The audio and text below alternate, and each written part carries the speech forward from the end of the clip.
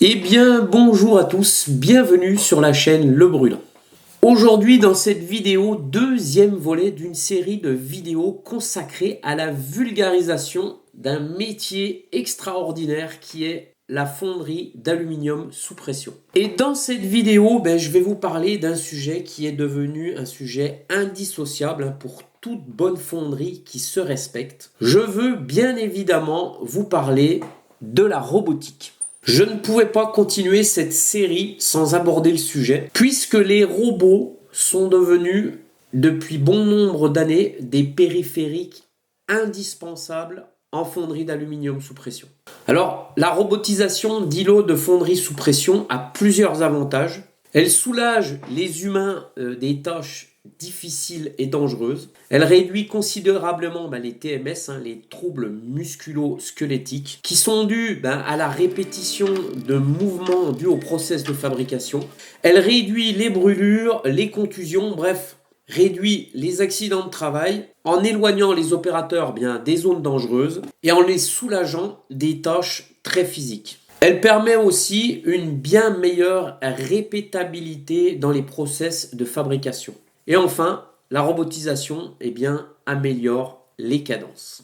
Alors, je fais cette petite introduction sur la robotique avant vraiment de rentrer dans le sujet du robot, car je sais très bien que dès l'instant où je vais parler robot, où je vais aborder le sujet de la robotique sur ma chaîne, je vais avoir des escadrons de glandus qui vont venir dispenser leur bienveillance, leur bien-pensance et leurs analyses toujours plus pétées en invoquant bien évidemment la mise au chômage de milliers et de millions de personnes, le remplacement des humains par des machines et enfin la sainte intelligence artificielle qui devrait tous nous lobotomiser et nous transformer peut-être dans l'avenir en de vulgaires piles.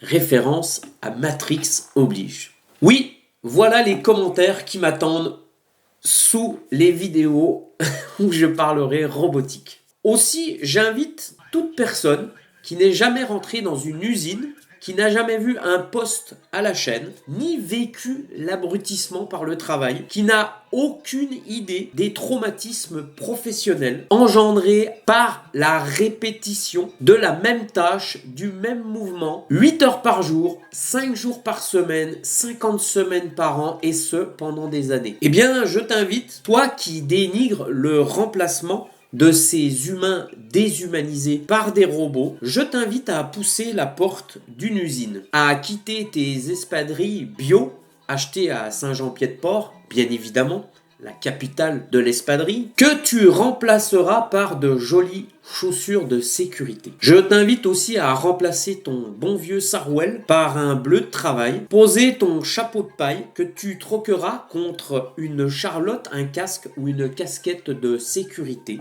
et à venir œuvrer pour la communauté dans la joie et la bonne humeur de la sainte production et du sacro-saint emploi non qualifié. Et peut-être te rendras-tu compte au bout de quelques jours et après des milliers d'opérations répétées inlassablement, plus identiques les unes que les autres, que non, l'humain n'est pas fait pour être transformé en une machine sur chaîne inventée au siècle dernier par ce bon vieux Henry Ford.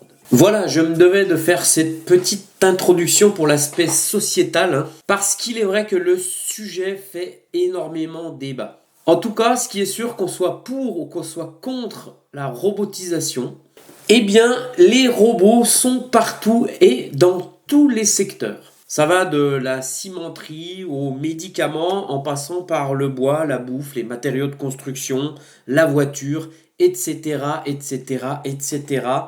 Peu importe qu'on soit pour ou qu'on soit contre, on a tous à coup sûr utilisé un jour dans sa vie un ou plusieurs produits qui ont été manufacturés, transportés, manipulés, assemblés par un robot. Maintenant, on va quand même aborder le thème de la vidéo un petit peu plus en détail. Malgré tout, je reviens un peu sur ce que j'ai dit auparavant. il faut pas rêver, hein. Ce qu'on nous vend à la télévision, quand vous voyez une publicité pour la laitière, hein, où on voit cette charmante laitière remplir son petit pot de yaourt ou son petit pot de crème avec sa petite louche dans son petit atelier. Voilà, bon, ben, tout ça évidemment, il faut bien vous imaginer que ça c'est du vent, hein. L'envers du décor est beaucoup plus violent et beaucoup moins glamour, hein. Ce sont des très grosses usines, hein, à fabriquer de la bouffe. C'est comme ça, c'est le monde actuel. On ne peut pas nourrir, on ne peut pas équiper 8 milliards de personnes tout à la main. Physiquement, c'est plus possible. C'est devenu complètement impossible. Sans l'aide des robots, l'humanité n'en serait pas là aujourd'hui. On n'a plus le choix et les cadences sont telles que si on n'avait pas automatisé et robotisé, eh bien on ne pourrait pas suivre, tout simplement. Donc c'est le monde en marche qui va comme ça. Alors je ne dis pas que c'est une bonne chose, je dis que il faut rester réaliste et faut pas trop rêver quand même. Allez, maintenant, le reste de la vidéo, ça va être en free complet, puisque là, j'ai plus rien écrit. Ce que j'avais fait avant, je l'avais écrit. Et là, maintenant, bon, on va parler robotique. Donc, je vais vous présenter un peu ce genre de robot-là. Ça, c'est un robot 6 axes. Alors, ces robots, on les utilise dans les îlots de fonderie pour 3 tâches différentes. Ça va être de la prise-pièce et de la dépose-pièce, c'est-à-dire on prend la pièce dans le moule et on la dépose ailleurs. Ça peut être dans un bac à eau, dans une découpe, sur un tapis, enfin bref, dans un centre de refroidissement.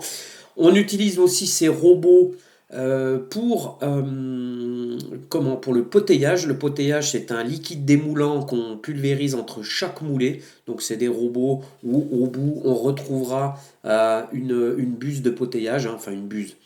Une tête de potayage. Et puis on peut utiliser aussi ce genre de robot pour faire le dosage métal, puisque dans une presse à injecter, quand on vient injecter de l'aluminium, on est obligé de remplir la presse avec une certaine dose de métal qui doit être assez précise. Eh bien on peut tout à fait le faire avec un robot comme celui-là. Alors petite présentation de ce robot. Alors là c'est un modèle KUKA. Dans le monde il existe pas mal de marques de robots. Les plus connus, ça va être KUKA, ça va être Fanuc, hein, c'est les 2 plus gros constructeurs qui se partagent vraiment le très gros marché juteux, hein, c'est surtout dans le robot 6 axes. Ça va être du robot ABB, ça peut être du robot Stobli, ça peut être du robot Universal Robot, Motoman, il y a plein de marques. On choisira la marque du robot en fonction de notre application et puis beaucoup aussi en fonction des budgets, bien évidemment, puisque c'est très important. Un robot, ça vaut quand même, on va dire qu'un robot comme ça, en KUKA, qui soulève 16 kilos, on est aux alentours de 25 000 euros par unité. Donc voilà, pour vous donner un ordre de prix. Et ça, c'est un des plus petits modèles. Après, bon, en KUKA, il y a l'Agilus. Mais voilà, comptez 25 000 euros pour un robot qui soulève 16 kilos. Donc ça vous donne une petite idée. Alors maintenant, on va présenter un petit peu un robot. Qu'est-ce que c'est qu'un robot? Comment ça fonctionne un robot? Pourquoi on appelle ces robots des robots 6 axes? Alors il existe des robots 6 axes, mais il existe toute une déclinaison d'autres robots, hein. On appelle un robot une machine qui va faire les choses automatiquement pour remplacer l'humain, hein. Alors dans notre imaginaire, quand on évoque un robot, on a tous Goldorak dans la tête, voilà, des robots, des espèces de robots humanoïdes. Dans l'industrie, un robot, c'est ni plus ni moins qu'un bras manipulateur. Donc il en existe différents types. Ils vont jusqu'à 6 voire 7 axes, puisque ce robot-là, on peut aussi le monter sur un 7e axe, hein, pour qu'il puisse se déplacer par exemple sur plusieurs postes de travail. Il existe des robots aussi qui sont très connus dans l'industrie, mais très peu du grand public malgré tout. Ça s'appelle des robots Delta. Alors les robots Delta, ils sont souvent utilisés dans le tri de pièces, c'est-à-dire dans le tri de convoyage. C'est beaucoup dans la bouffe, hein, et dans la cosmétique. C'est des robots qui vont faire du pick and place, c'est-à-dire ils prennent et ils posent, ils prennent et ils posent. Ça s'appelle du picking. Et c'est des robots qui sont très très haute cadence, qui n'est pas le cas de ces robots-là qui ont un fonctionnement beaucoup moins rapide. Ils sont quand même assez rapides, mais par rapport à des robots Delta, c'est tellement rapide. Moi, les derniers robots Delta que j'ai utilisés, que je réglais et que je programmais, eh bien, on est obligé de les filmer avec une caméra et de repasser les scènes au ralenti pour voir quand il y a des emmerdes, parce que les cadences sont tellement élevées que on ne voit pas les problèmes en fait en temps réel. L'œil humain n'est pas capable de le faire. C'est des robots qui vont tellement vite, hein, qu'on est obligé de regarder ça au ralenti, parce que à des hautes cadences comme ça, eh bien, on a des phénomènes qu'on ne peut pas voir à l'œil nu, et parce qu'on a des problèmes par exemple de temps de commutation de sous-vide, et du coup, on prend pas bien la pièce, on dépose pas bien la pièce et on ne peut pas le voir à l'œil nu, donc on n'a pas les mêmes phénomènes si on travaille au ralenti. Donc on est obligé de travailler à cadence normale, à très haute vitesse, de filmer ça au ralenti et d'analyser sur un écran. Bon, je vous raconte tout ça, je vais me disperser dans ces vidéos. Ça va être infernal, mais tant pis, si ça vous intéresse. Les robots Delta sont tellement rapides qu'on est obligé de filmer et d'analyser les vidéos après, parce que voilà, parce qu'on a des problèmes de pause, de prise, qui sont dus à des ventouses, à une pièce qui colle, à un temps de commutation d'un venturi qui n'est pas bon, parce que ça va extrêmement vite. Donc on est obligé d'avoir derrière des actionneurs qui sont extrêmement rapides. Bref. C'est tout des emmerdes d'industriels, ça, mais voilà, sachez que les robots Delta, c'est très très connu aussi dans l'industrie, et que ils sont énormément dans la cosmétique et dans la bouffe, parce que là, c'est des cadences, je crois que dans le food, c'est les cadences les plus infernales. Allez, on repart sur ces robots. Alors, ce robot, donc c'est un modèle KUKA pour celui-là, mais bon, tous les robots 6 axes de n'importe quelle marque sont sur à peu près toutes les mêmes architectures. Alors qu'est-ce que c'est un robot? Eh bien un robot, comme ça, c'est un bras manipulateur où on a essayé de reproduire l'épaule humaine, ni plus ni moins, hein. Et puis la rotation de notre corps sur nous-mêmes. Imaginez que nous, on peut tourner sur nous-mêmes, et puis on a notre épaule, on a notre coude, on a notre poignet, on peut faire des mouvements comme ça, on peut le tourner. Eh bien, un robot 6 axes, c'est ce qu'on essaye de faire, de reproduire la main humaine. Donc, on a le premier axe qui est la rotation sur lui-même, hein. Donc, un robot comme ça, il a une grosse embase, hein, qui est vissée dans le sol. Il faut déjà faire un petit peu d'ingénierie avant, de coulage de béton très raide, tige filetée. Bref, il ne faut pas que ça bouge, parce que malgré tout, quand ça se déplace, ça a une certaine inertie et ça a tendance à louvoyer s'il n'est pas bien fixé. Donc, si on veut être très précis, il faut que notre robot soit très bien installé. Ça, c'est pour l'intégration. Alors après, on a l'axe 2 qui est ici. Vous voyez, il peut faire ce mouvement-là. L'axe 3 qui est ici. L'axe 4 qui tourne le poignet. L'axe 5 qui casse le poignet. Et puis on a aussi, au bout de la bride, on a ce qu'on appelle l'axe 6 qui tourne sur lui-même. Donc voilà, c'est un robot 6 axes. Et ces axes, eh bien, ils sont mus par des moteurs. Alors c'est des moteurs codeurs, des moteurs pas à pas, des moteurs brushless, hein. Chaque axe a son propre moteur et son propre codeur. Voilà.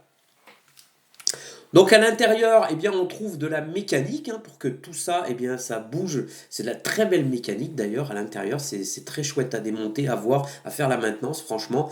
Et puis voilà. Donc ce robot, il est raccordé à son armoire électrique qu'on va appeler une B-robot. Et puis dans cette armoire électrique, eh bien, on va y trouver des variateurs d'axe, c'est-à-dire un variateur par moteur. On va y trouver aussi un peu de relais de sécurité, peut-être une climatisation, et puis un peu d'électronique, des cartes d'entrée-sortie, puisque les robots, ils doivent interagir avec leur environnement. Alors ils ont des entrées-sorties. On peut leur faire actionner des choses, une électrovanne, je sais pas, un pistolet, n'importe quoi en fait. Parce qu'au bout d'un robot comme ça, on peut y mettre absolument...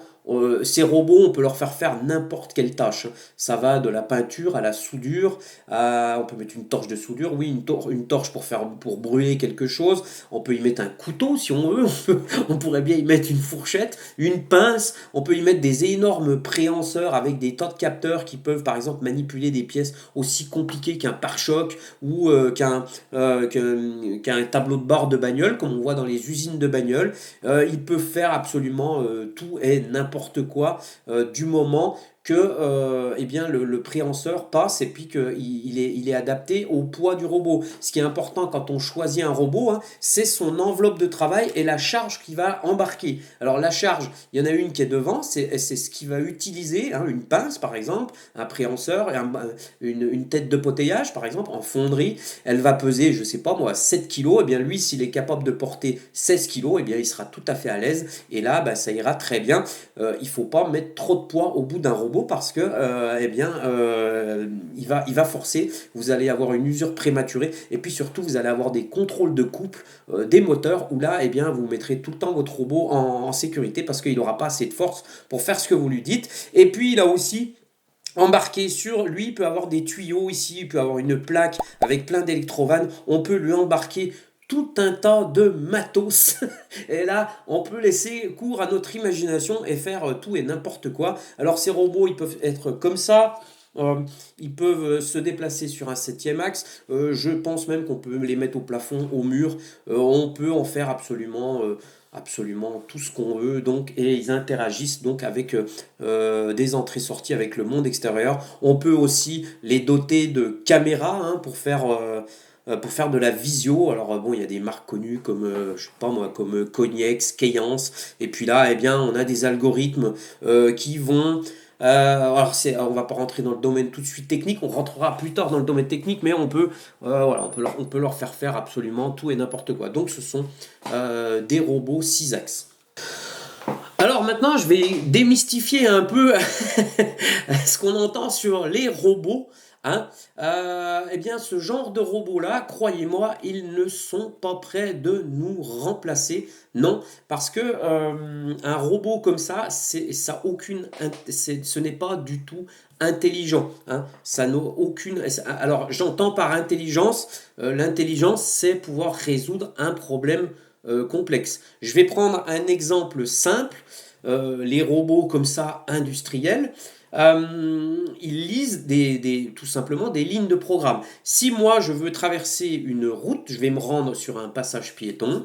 Euh, et je vais attendre que le petit bonhomme soit au vert pour pouvoir traverser. Mais malgré tout, au moment où je vais traverser, eh bien, je suis bardé de sens, hein, parce que je suis un humain, donc j'ai l'ouïe, j'ai le toucher, j'ai ma peau qui est bardée de capteurs, je suis capable de sentir les courants d'air. Bref, j'ai un tas de sens qui vont me permettre de pouvoir analyser l'environnement qui m'entoure et puis de pouvoir prendre la bonne décision. Parce que c'est pas parce que le bonhomme sera forcément au vert que je vais pouvoir forcément traverser. Peut-être que j'aurais pas vu qu'il y avait un vélo qui arrivait, que j'avais pas entendu, une voiture électrique que j'aurais pas entendu, bref, et je me ferai écraser. Mais comme je suis un humain, eh bien je vais checker, je vais regarder, et puis je vais pouvoir prendre la décision de traverser ou pas, malgré qu'on m'en ait donné l'autorisation. Eh bien, ces robots-là, eux, ne vous l'aurez pas, ils ne sont pas du tout intelligents, ils ne résolvent aucun problème complexe. Eux, au feu vert, ils passent. Qu'il y ait quelque chose ou pas, ils passent. Parce que, pourquoi? Tout simplement parce que sur leur ligne de programme, il y a marqué à vert, tu passes. Donc, ils sont cons comme la lune. Bon, malgré tout, c'est quand même c'est de la super belle technologie. Hein, ça marche très bien. On va dire que c'est smart puisque c'est à la mode. Mais en fait, c'est pas du tout intelligent et ça a aucun sens. Hein, rien du tout. Donc, ce qui fait que ces robots, alors on va parler un petit peu sécurité, ça reste quand même des appareils très très dangereux. Hein. Ces robots-là sont des tueurs en puissance. Alors, dans un certain cas, je vais, euh, euh, un conseil que je peux vous donner sur la sécurité, si un jour vous devez travailler dans un environnement où il y a des robots, eh bien le conseil principal que je vais vous donner et la règle d'or à ne jamais enfreindre, c'est ne jamais rentrer dans une enceinte robot quand il est en train de travailler en mode automatique. C'est verboten, mais verboten, parce que il vous tuera le robot. Hein. C'est très puissant, c'est assez rapide, on n'a pas le temps d'y voir arriver, et lui ne s'arrêtera que quand il aura un problème de contrôle de couple, c'est-à-dire quand il vous aura enfoncé la tête. Donc, on ne rentre jamais dans une enceinte sécurisée. D'ailleurs, ces robots, si vous baladez dans les usines, vous verrez, ils sont toujours enfermés dans des cages. Il y a toujours un accès avec une porte dédié et on peut passer que par là. Parce que au moment où on aura ouvert la porte, c'est-à-dire qu'on aura déverrouillé des doubles canaux un peu, c'est des doubles canaux un peu comme on fait dans les arrêts d'urgence, c'est exactement la même chose, et bien lui, la puissance tombera et le robot s'arrêtera tout seul après une demande d'accès. Et une fois que la porte est ouverte et que la puissance est tombée, ces robots-là ne sont plus du tout dangereux, au même titre qu'une voiture. Hein. Une voiture lancée à 130 euros, à 130 km/h sur l'autoroute, c'est très dangereux si on est à pied. Hein. Eh bien, une fois qu'elle est à l'arrêt sur un parking de magasin, par exemple, une voiture, ce n'est pas dangereux. Eh bien, un robot comme ça, c'est exactement pareil. Hein. S'il est en train de travailler, il faut lui foutre la paix. Il ne faut pas essayer d'aller faire copain avec lui. Parce que lui, il ne sait pas que vous êtes là. Il n'a aucune idée de ce qui se passe autour de lui. Hein. Lui, il fait son boulot, il lit des lignes de programme et il bosse. Et assez rapidement et avec beaucoup de puissance. Donc il ne faut pas faire le malin avec les robots. On demande toujours l'accès et puis une fois qu'on a demandé l'accès, eh bien je vous dis, là on est complètement en sécurité. Moi j'ai jamais vu quelqu'un se faire écraser d'ailleurs par un robot. Par contre, j'ai eu des accidents matériels hein, où j'ai vu des robots défoncer des trucs. Ça défonce tout, hein, ça tord la ferraille, l'acier, la porte, ça pousse les machines, c'est très brutal.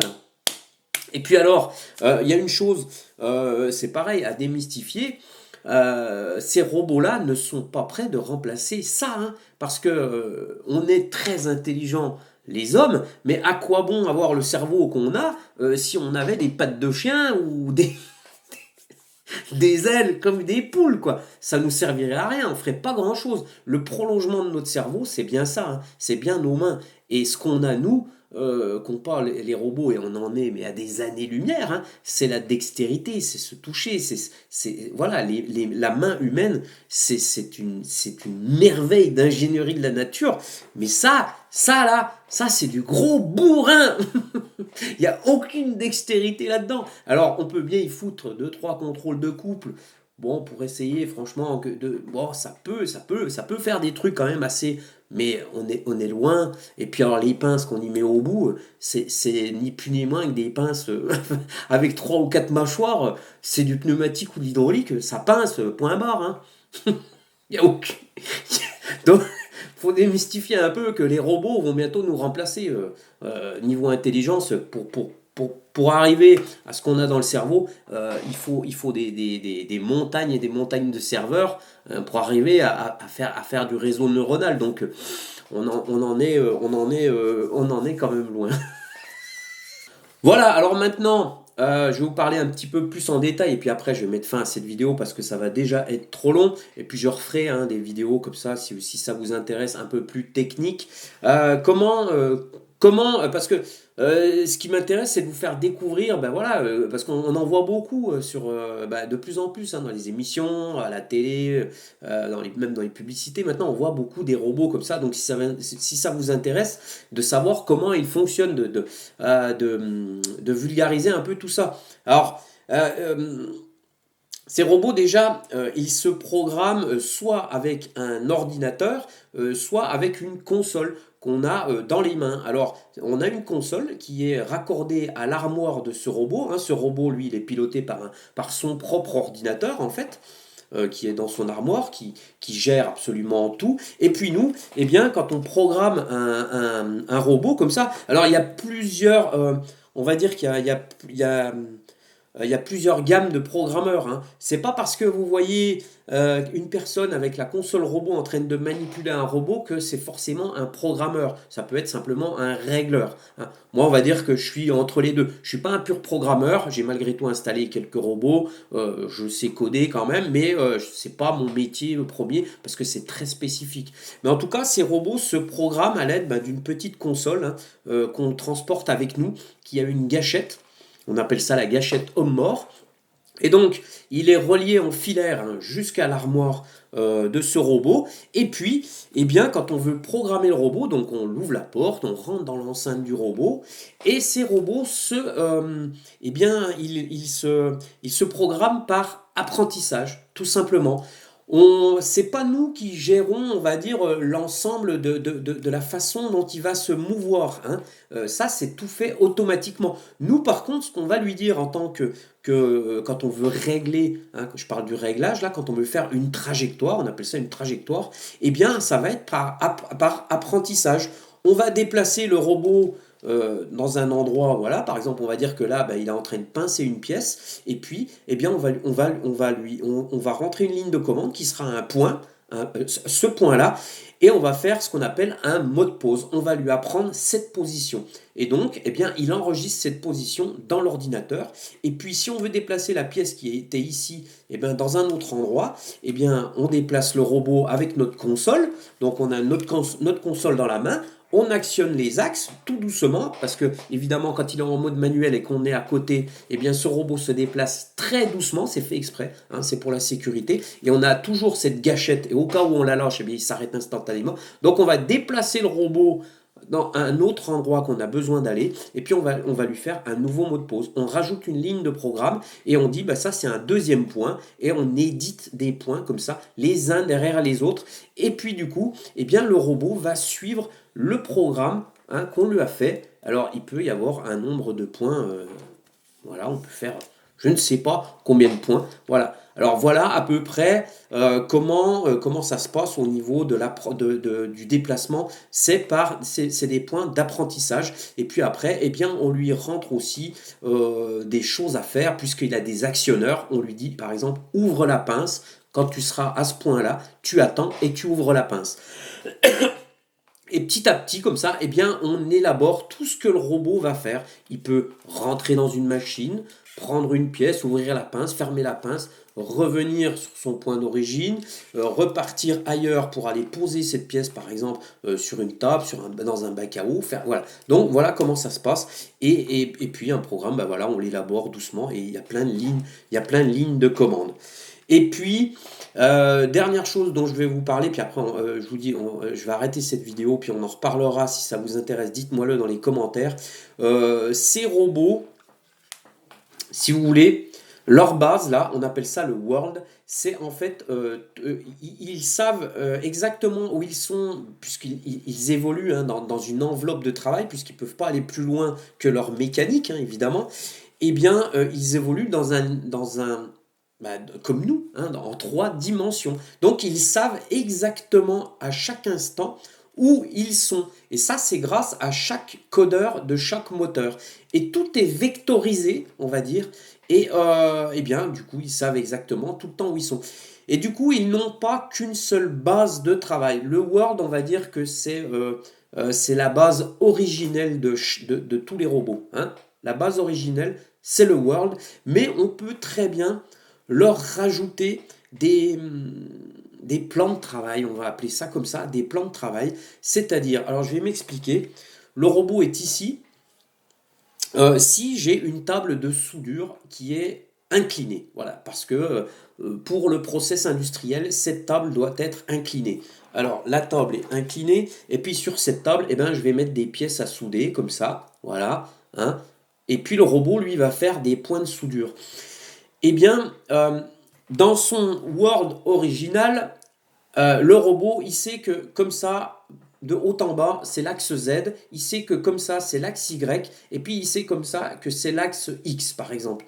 Eh bien, si ma table est inclinée, que le robot est ici, lui, il a sa base de travail qui est le Word. Eh bien, on peut très bien lui définir une autre base de travail qui est celle-là. Et là, le Z pourra être comme ça, le X comme ça et le Y comme ça. Ça sera plus facile pour nous pour déplacer le robot et lui faire les trajectoires. Et en fait, eh bien, on peut créer plein de bases de travail comme ça pour les robots dans leur environnement pour que ça soit facile pour tout le monde. Et tout ça, ça se fait par la programmation. Donc voilà comment ça se passe pour ces robots 6 axes. C'est pas évident à expliquer.